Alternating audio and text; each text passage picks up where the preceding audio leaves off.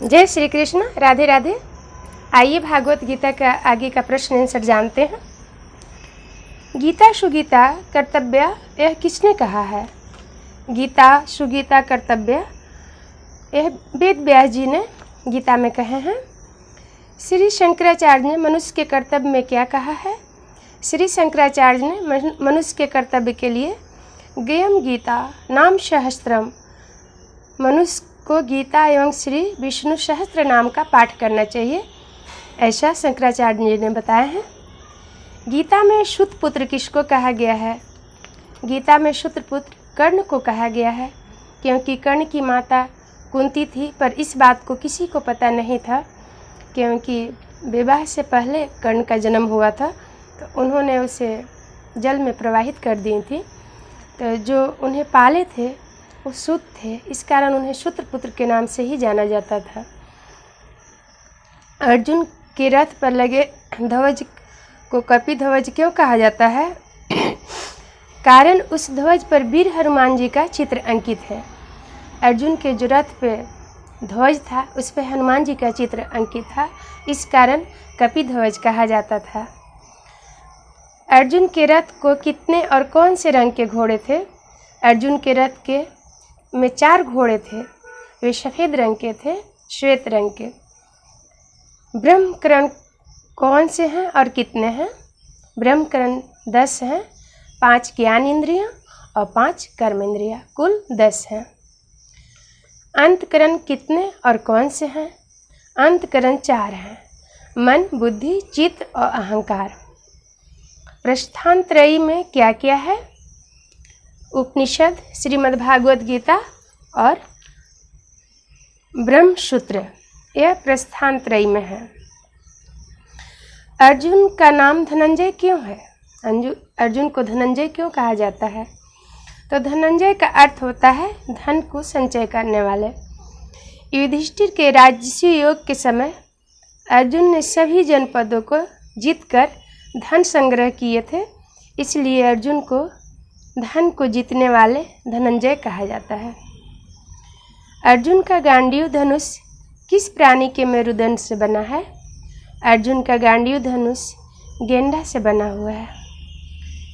कुरुक्षेत्र को धर्म क्षेत्र क्यों कहा जाता है? कुरुक्षेत्र को धर्म क्षेत्र इसलिए कहा जाता है क्योंकि वहाँ पे उस स्थान पे देवी भद्रकाली और भैरव का स्थान विराजमान है। कुरुक्षेत्र में धर्म क्षेत्र इसलिए कहा जाता है क्योंकि वहाँ माता भद्रकाली और भैरव विराजमान है। सर्वनिषदो गाओ गोधा गोपाल नंदन, यह श्लोक गीता के कौन से अध्याय में है? यह श्लोक गीता के किसी भी अध्याय में नहीं है, यह गीता ध्यान में है। यह श्लोक गीता के किसी भी अध्याय में नहीं है, यह गीता ध्यान में है। गीता को किस प्रकार से परिचय दिया गया है? गीता को हम किस प्रकार से जानेंगे? तो गीता को हम 6 प्रकार, ऐसे तो अनेक प्रकार से जानेंगे, पर इसमें 6 प्रकार से वर्णन है। पहला, ओम तत्सम, ब्रह्मवाचक। गीता को ब्रह्मवाचक भी कहा जाता है। गीता का नाम भगवद गीता है। तीसरा, यह उपनिषद है, गीता उपनिषद है। चौथा, ब्रह्म विद्या, गीता यह ब्रह्म विद्या है, गीता को ब्रह्म विद्या के नाम से भी जाना जाता है। 5वां, योग शास्त्र, गीता योग शास्त्र है। 6ठा, श्री कृष्ण एवं अर्जुन का संवाद, गीता में भगवान कृष्ण और अर्जुन का संवाद है, उसी का वर्णन है। उसी के माध्यम से अनेक प्रकार की जानकारी, ज्ञान गीता में भगवान श्री कृष्ण हम सब के लिए छोड़ गए हैं। तो गीता में श्री कृष्ण और अर्जुन का संवाद है। गीता के पहले अध्याय का नाम क्या है? अर्जुन विषाद योग। भक्ति योग नामक अध्याय का क्रमांक क्या है? भक्ति योग नामक अध्याय का क्रमांक 12 अध्याय है। द्वितीय अध्याय में कितने श्लोक हैं? द्वितीय अध्याय में 72 श्लोक यानी 72 श्लोक हैं। पहले अध्याय के पहले श्लोक का पहला चरण बताओ। पहले अध्याय के पहले चरण को धर्म क्षेत्र कुरुक्षेत्र नाम से बताया गया है। गीता के प्रथम अध्याय में कुल कितने श्लोक हैं? गीता के पहले अध्याय में कुल 47 श्लोक हैं, 47 श्लोक हैं। गीता के द्वितीय अध्याय में कुल कितने श्लोक हैं? तो गीता के द्वितीय अध्याय में कुल 72 श्लोक हैं। गीता के तृतीय अध्याय में कुल कितने श्लोक हैं? तो गीता के तृतीय अध्याय में 43 श्लोक हैं। गीता की चतुर्थ अध्याय में कुल कितने श्लोक हैं? तो गीता के चतुर्थ अध्याय में 42 श्लोक हैं। गीता के पंचम अध्याय में कुल कितने श्लोक हैं? तो गीता के पंचम अध्याय में कुल 29 यानी 29 श्लोक हैं। गीता के षष्ठ अध्याय में कुल कितने श्लोक हैं? गीता के षष्ठ अध्याय में कुल 47 यानी 47 श्लोक हैं। गीता के सप्तम अध्याय में कुल कितने श्लोक हैं? तो गीता के सप्तम अध्याय में कुल 30 श्लोक हैं। गीता के अष्टम अध्याय में कुल कितने श्लोक हैं? तो गीता के अष्टम अध्याय में कुल 28 यानी 28 श्लोक हैं। गीता के नवम अध्याय में कुल कितने श्लोक हैं? गीता के नवम अध्याय में 34 श्लोक हैं, 34 श्लोक हैं। गीता के दसम अध्याय में कुल कितने श्लोक हैं? गीता के दसम अध्याय में कुल 42 श्लोक यानी 42 श्लोक हैं। गीता की 11 अध्याय में कुल 55 श्लोक यानी 55 श्लोक हैं। गीता के द्वादश अध्याय में कुल कितने श्लोक हैं? तो गीता के द्वादश अध्याय में कुल 20 यानी 20 श्लोक हैं। गीता के त्रयोदश अध्याय में कुल 34 श्लोक यानी 34 श्लोक है। गीता के चतुर्थ अध्याय में कुल कितने श्लोक हैं? तो गीता के चतुर्थ अध्याय में कुल 27 यानी 27 श्लोक हैं। आइए अब भगवान कृष्ण कन्हैया के भगवान विष्णु का 2 लाइन का अपन भजन करते हैं। आप सब भी मेरे साथ भजन करिएगा। आइए भजन करते हैं। अब सौंप दिया सारा जीवन, हे नाथ तुम्हारे चरणों में।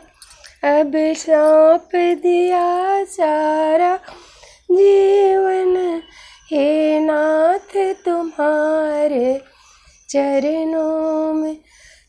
अब जीत तुम्हारे चरणों में, अब हार तुम्हारे चरणों में।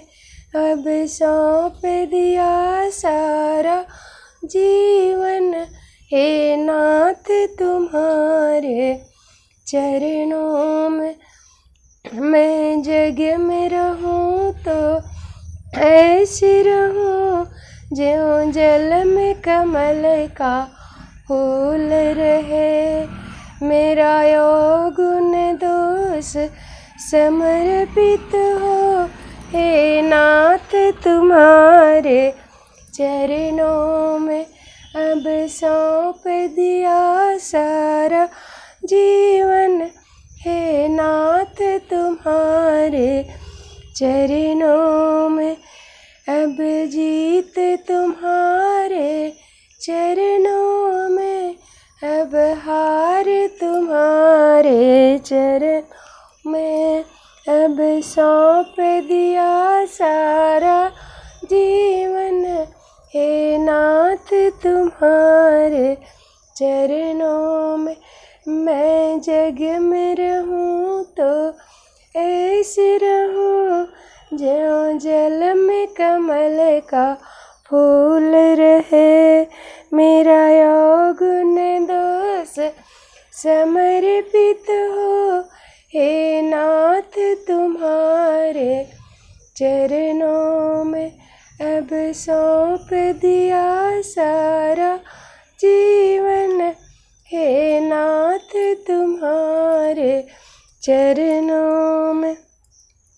मेरा निश्चय है बस एक यही, एक बार तुम्हें मैं पा जाऊं।